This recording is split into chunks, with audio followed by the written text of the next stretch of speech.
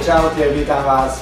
Konečne slúbených videoreceptoch Ivanove minútky. V prvom rade sa chcem poďakovať Reax Penzion JL za to, že nám umožnili variť v tejto nádhernej kuchyni. Ideme na to. Dneska si pripravíme jedlo, ako som vám slúbil, rýchlo, lacno a zdravo. Budú to kuracie prsia, naplníme ich medvedím cesnakom, čiže pestom medvedieho cesnaku, lebo medvedí cesnak v podstate už je po sezóne, ja si to vždy namixujem s olivovým olejom, odložím do laničky a mám. Priložíme k tomu syrček a krásnu prerastenú slaninu, ktorú nám zasponzoroval Juraj Král. K tomu pripravíme super šalát zo šošovice. Ja som si vybral dvojfarbu šošovicu, nech to vyzerá. Zakomponujeme do toho rebarboru, šalótku, dochutíme to balzamikovým octom, ideme si upraviť kuracie prsia.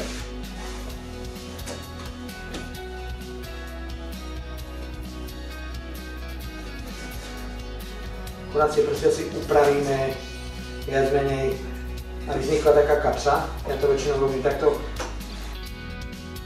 Teraz si idem dva takéto kúsky syra, ktoré tam razíme. Pripravíme si slaninku. Takto si položíte kuracie prsia a tuto spravíte takýto otvor. Opatrne, aby ste si nepichli do ruky. Takto krásne. Máme takéto spravené, takéto kuzdierko. Pesto z medvedieho cesnaku. Pekne ho tam natlačíme. Priložíme k tomu jednu slaninku.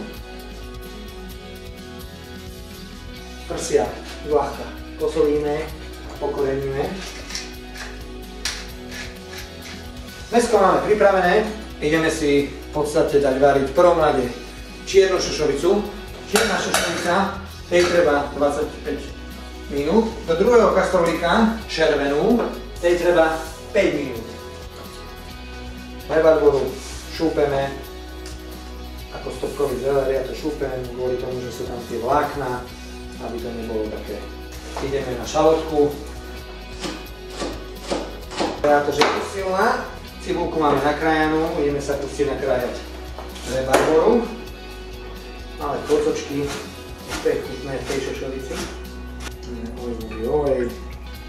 Dávame šalotku, ktorú jemne speníme do sklo, nie aby bola skaramelizovaná. Dovali a môžeme dať rebarboru. Rozpálime panvičku, žiadne nie je slabo teplé, lebo to musí to mäso zavrieť. Takže dáme olivový olej.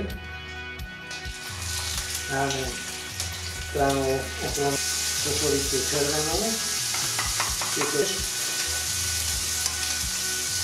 Krásne balzamiko. Krásne.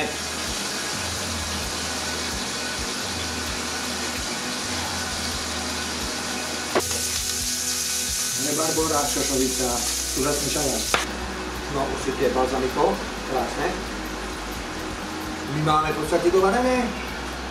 Chápete to ľudia? Koľko sme varili? No je 30 minút. Teraz je to zateplá. Kľudne, keď to nemáte vychvalu, nič sa nedieje, môžete to jesť ako osviežujúci šošovicový šalát.